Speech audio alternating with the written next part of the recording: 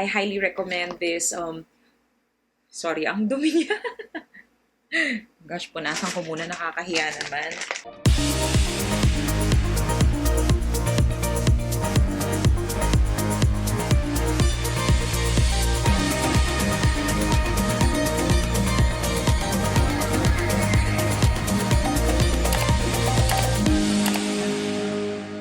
Hi everyone, my name is Shana. Welcome aboard! In today's video, I will be featuring drugstore makeups that I highly recommend. Tried and tested ko na sila kaya kahit pa paano maipagmamalaki ko that these products are really good. Usually, I buy my makeups abroad sa mga countries na napupuntahan ko kapag nagle-layover ako. Pero nowadays, dahil na rin sa pandemic, I can no longer do that. The good thing is, a huge percentage of these makeups can now be purchased via online platforms like Lazada, Zalora, or Shopee. So these products that I will be mentioning are a combination of local and foreign brands. Kumbaga, ito na yung mga nasubukan ko na best sa bawat category nila. So without further ado, let's begin. So first, let's start by prepping the face for makeup. The first thing that I like to do is to apply this Carmex lip balm. Nilalagay ko siya sa lips ko bago ko pa man simulan yung pagme-makeup ko because I like my lips to be soft and prepped by the time that I would apply my lipstick. This is my holy grail lip balm, so I really love this. I've been repurchasing this over and over again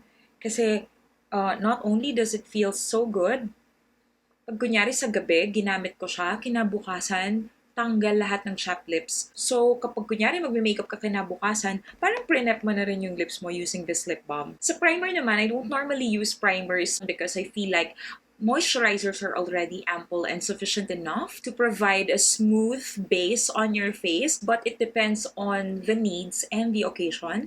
Like say for example, I have a client who has really oily skin. I highly recommend this, sorry, ang dumi niya. Gosh, punasan ko muna, nakakahiya naman. If you have oily skin, this would be really good. So I highly recommend this No Shine Mattifier by Quick FX. It glides on smoothly on the face. It absorbs oil to control shine for a smooth and matte finish. I haven't tried this on myself, but I've tried it on a friend when I did her makeup for her photo shoot, and she normally has oily skin, and this one is really good. Talagang napigilan niya yung pag-oily ng skin niya. So I don't normally use a primer, but when I do, I use something that actually gives my face some illumination or highlight. I like this product from Catrice Cosmetics. It's called the Light Correcting Serum Primer. This is in the shade Sunlight. It is kind of like a highlighter, like a liquid highlighter, pero it also acts as a primer. I love mixing this with my foundations, or sometimes I like wearing it before applying my foundation. I would normally squeeze just a few drops depending on how much luminosity I wanted my skin to have. I like to dot it on my face like this, and then I just use the fingers to blend it out. Sorry, if you notice me looking sideways, it's because I have a new setup. Naglagay na ako ng monitor to give me a better view. So you might catch me glancing sideways a lot kasi dito na ako nakatingin. Hindi na dito sa taas ninyo. Hindi na sa taas ng lente. Light lang yung nalagay ko because I just really want to provide a luminous base for my skin. And it doesn't feel oily. It doesn't feel sticky. It just really gives your face a beautiful sheen so that when you apply a foundation on top of it, yung mga matte na foundation, mas nagmumukha siyang dewy or glowy. Now, for the foundation, this is my absolute favorite and I really swear by it. This is something that I would highly recommend at hindi talaga ako mapapahiya because it's so good. Like, really good. This is the Wet n Wild Photo Focus Foundation. My shade is Golden Beige. This is the best drugstore formula foundation that I've ever encountered. In fact, ito yung foundation na ginamit ko nung nag-civil wedding ako sa ibang bansa. And it's also the same foundation that my makeup artist used on me on my church wedding. So, grabe, talagang ang ganda-ganda niya. And for this, I really love using a damp sponge to apply this foundation. So it has a spatula like this, and what I do is I spread it out at the back of my hand, and then I just dot it all over my face. This foundation is so silky, so smooth. and so satiny, like it has a satin finish. And the good thing about this is it doesn't have a flashback. Sobrang gustong-gusto ko yung finish nito kasi napaka-natural lang niyang tignan sa mukha. For concealer, this is one of the concealers that I highly recommend. This one is the Instant Age Rewind Eraser Multi-Use Concealer from Maybelline. And I'm in the shade medium. Kate. Oh my god, ang kate. And I'm in the shade medium. You know what I love about this concealer is kapag nagmamadali ako, it's just so easy to apply. Like, you just rotate this tube and then a product comes out of the sponge and then you can just use it all over. You can use it as a concealer, you can use it as a highlighter, and it instantly covers your dark circles. Ang kagandahan nito, nakokontrol mo yung product. Siguro ilang beses ko na rin ni-repurchase tong product na to kasi sobrang gustong-gusto ko talaga siya. I can use my fingers to just blend it, spread it evenly under my eye. Then I put them on the corners of my nose and then I cover up the blemishes, corners of my mouth, and it's got a brightening effect. You can use it to highlight your face. If you're doing the contour and highlight technique, you can use this to brighten the mid portion of your face. For the setting powder, I actually have two powders that I would recommend. This one is the Coty Airspun Loose Face Powder. It is a translucent powder that provides a very, very flawless finish on the face. The only thing that I don't like about this powder is the smell. Masyado siyang matapang. Masyado siyang amoy vintage. I don't know if it makes any sense, pero alam mo yung amoy ng mga masyadong matapang ang kanilang pabango. Parang ganon. Medyo hindi ko siya feel. Pero there is also this one powder that I love, which is a dupe for the MAC Mineralized Skin Finish, and I highly, highly, highly recommend this. This is the Wet n Wild Pressed Powder Photo Focus Compact. I love this one. Here's what I'm going to do. For my under eye, gagamitan ko muna netong Coty Airspun kasi eto yung madalas na nagka-crease kasi nga nilalagyan natin sila ng concealer. So this product is so good. Ang ganda niya. Bango lang talaga masyado. And also, the packaging, I don't quite like it kasi ang kalat niya. Pero you have to be very, very careful. Pero ang kinaganda netong powder na to, sobrang walang hulas ang makeup pag ginamit mo siya. Tsaka ang mura niya, especially for the size of the product, it's very, very big. Siguro mga ilang taon bago mo maubos. Kahit sabihin mong araw-araw ka nagpa-powder. It feels so soft on the skin. Alam mo, sa sobrang tagal na hindi ko na ginagamit tong powder na to, I totally forgot how beautiful it looks like on the skin. Especially when you see it in person. I don't know if it's a combination of the illuminating primer that I use, the foundation, but overall, these three, they work so good together. And now, what I like to do is, I apply the Photo Focus Pressed Powder by Wet n Wild on top of it. Kasi gusto ko na nabibigyan siya ng parang kakaibang glow, kagaya ng mineralized skin finish. Para bang naglagay ka lang ng subtle highlighter all over your face. Ako kasi, I really like skin that looks glowy and dewy. Pero ayaw natin yung feeling na dewy. Kaya dinadaya natin siya by using these products or these powders. This is my favorite Drugstore eyebrow pencil. It is from LA Girl, and this is the Shady Slim Pencil or Slim Shady Slim Pencil. This is the blackest brown shade. Yung eyebrow color ko, dinedepende ko yan kung ano yung kulay ng hair ko at the moment. So right now, I have really dark hair. It is a perfect dupe for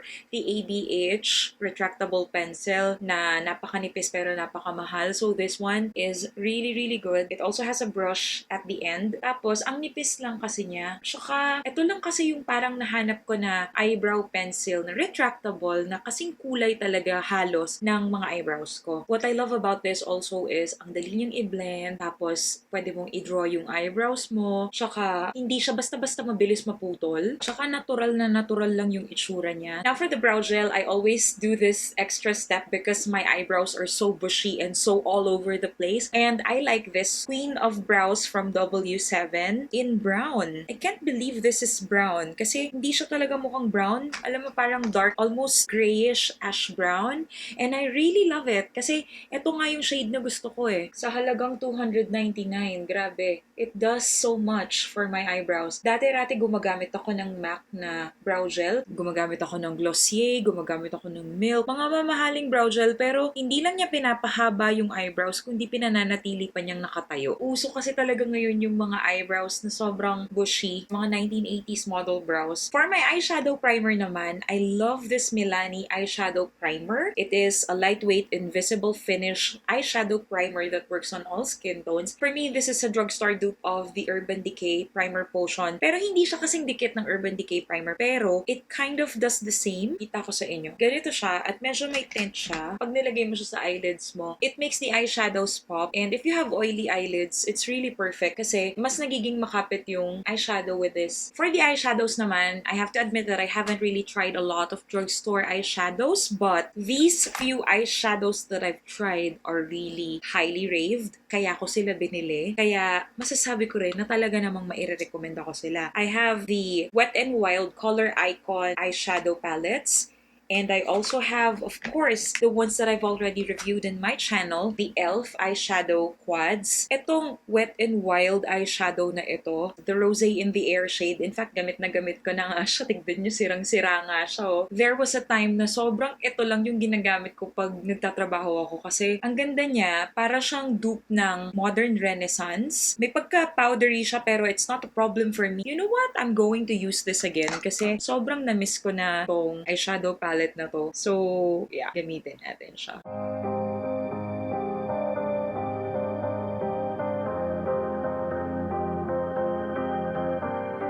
Baby, it's 2:30 and I should probably head back home, but I'm afraid to be alone. What do I need to do to get some time with you? I'd rather be half involved and missing all of you. Drinking till the sun comes up, better than feeling like I need your love. Dancing till my legs go numb, till I go numb. Dancing till my legs go numb, till I go numb. Dancing till my legs go numb.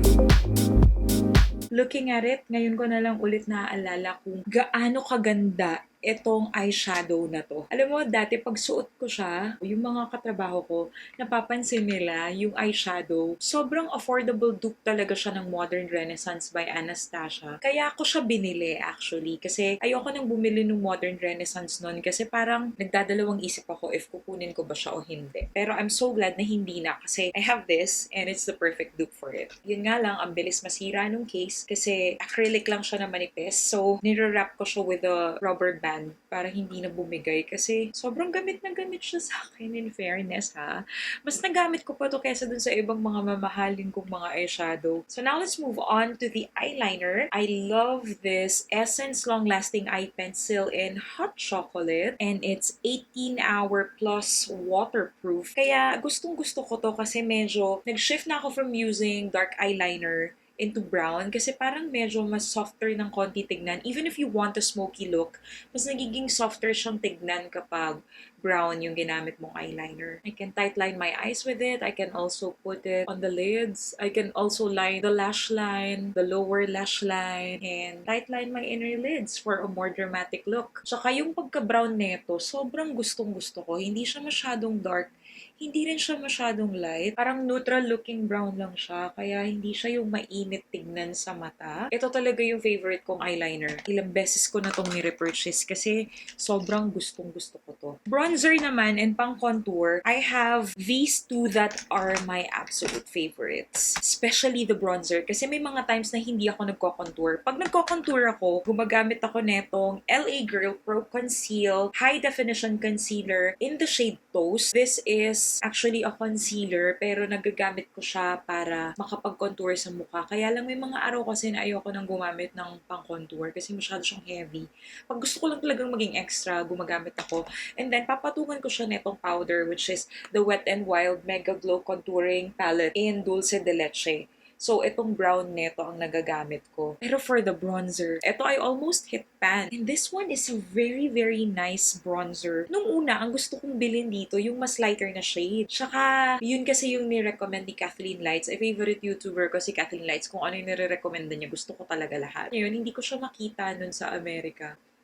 Until ito lang yung lagi kong nakikita, Ticket to Brazil. Mas dark siya ng konti. Pero alam mo, pag in-apply mo siya sa skin, hindi siya dark at all. Para talaga siyang parang J-Lo glow. Ito kasi yung sobrang perfect sa skin tone ko na if you want a little bit of glow, ito yung gagamitin mo para hindi ka magmukhang pale. Pero without overdoing it. Alam mo yun, like sobrang perfect nito sa skin tone ko, sa shade ko. Ngayon, if gusto ko naman ng definition dito sa cheeks ko, ginagamit ko itong powder na lang kahit hindi na ako gumamit ng cream contour. This one is a neutral colored contour. Gustong gusto ko tong contour na to kasi buildable siya. Like, hindi siya yung heavy ka agad-agad. Pwede mo siyang i-layer ng i-layer kung gusto mo medyo mag-deepen ng konti yung contour. Sobrang smooth niya, sobrang dali niyang ipahid sa mukha, at hindi siya patchy. Now for the blush, I have two products that I highly recommend. This one is the e.l.f. HD blush, and this one is highly recommended especially when you haven't powdered your skin yet.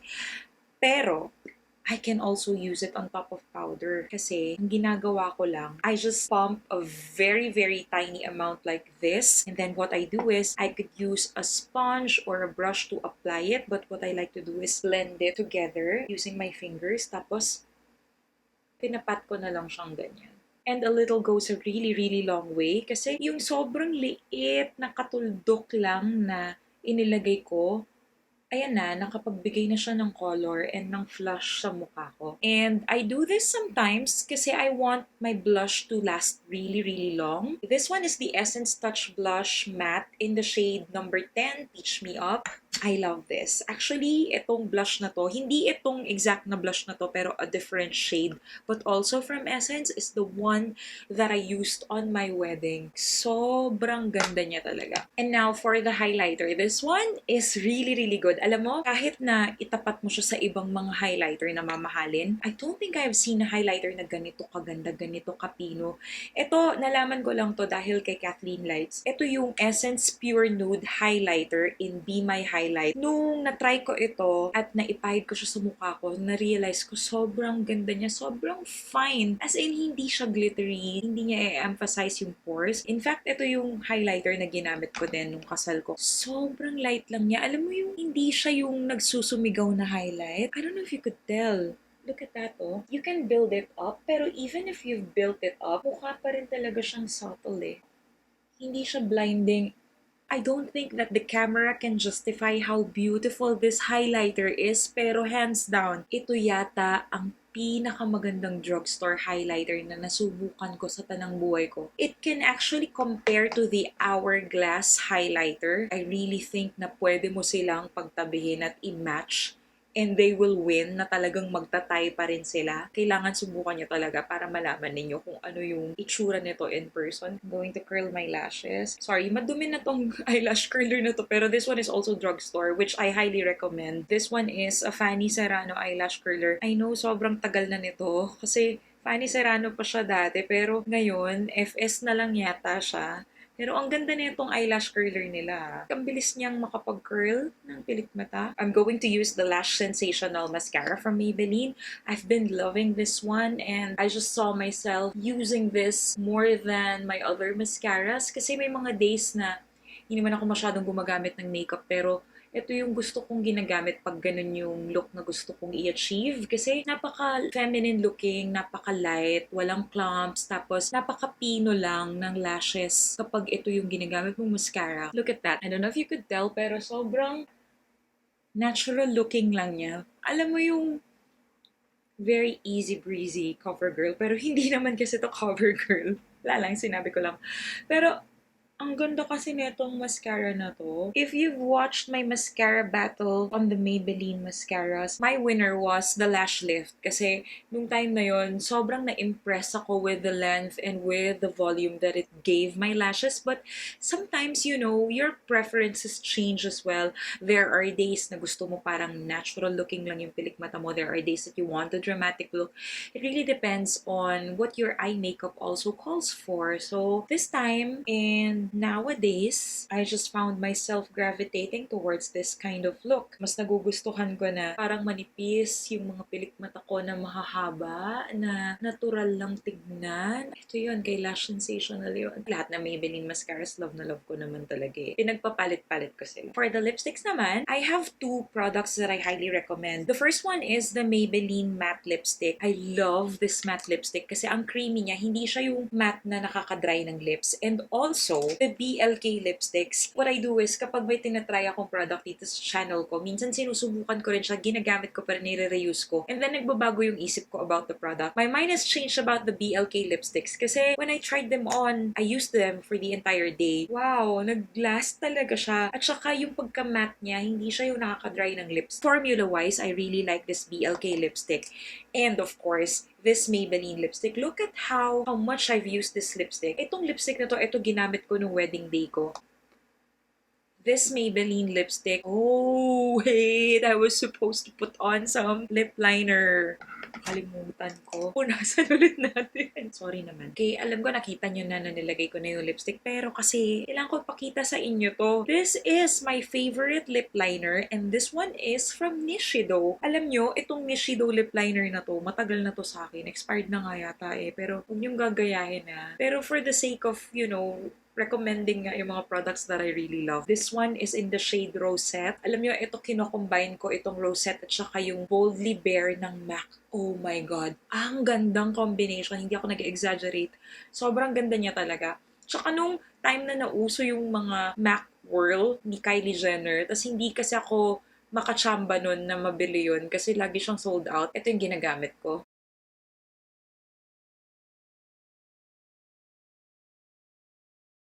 You can even just wear this lip liner alone if you want. Pero sobrang ganda niya when you combine it with other colors. Now let's proceed to the lipstick, which is my favorite, the Maybelline Clay Crush. I just love how it looks like when these two lip colors are combined. So you can put a lip gloss on top of it or you can just leave it at that. For the lip gloss naman, I love the BLK Bridal Sparkle Gloss kasi ito lang din yung lip gloss na meron ako. To be honest, hindi naman talaga ako malip gloss na tao pero since this is the one that I have, I actually do like it kasi ang ganda ng finish and the color is really, really nice. And this one is perfectly matching the lip color that I have right now. Sorry, ang weird kong maglagay ng lip gloss kasi ayoko talagang namamansyahan yung applicator niya. For the setting spray, I highly recommend the Catrice Illuminating Setting Spray. Kaya lang naubos na kasi sa akin yun dahil maliit lang kasi yung lalagyan. But I'll try to insert a photo of it. But that one is my favorite drugstore setting spray.